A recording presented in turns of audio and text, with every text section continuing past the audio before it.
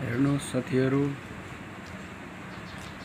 धानको बला अब पाक्ने तयारी हुँदैछ। सबैले हेरेर मनोरञ्जन दिनु होला भन्न चाहे। बिहानको भ्यू चैनपुर खैरेनीको यस्तो छ। सम्पूर्णले हेरेर प्रतिक्रिया जनाइदिनु होला धान कस्तो रहेछ र तपाईहरुको पनि खेतमा कस्तो हुँदैछ धानको अवस्था। हाम्रो चाहिँ यहाँ चितवन खैरेनीको धानको खेतको धान चाहिँ यस्तो अवस्थामा छ।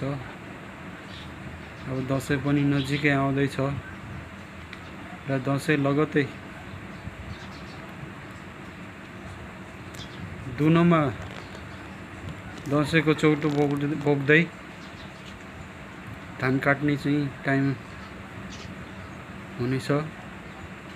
हजुरहरुको के कस्तो छ कमेन्टमा भनिदिनु होला। र आजको मौसम एकदम सफा छ।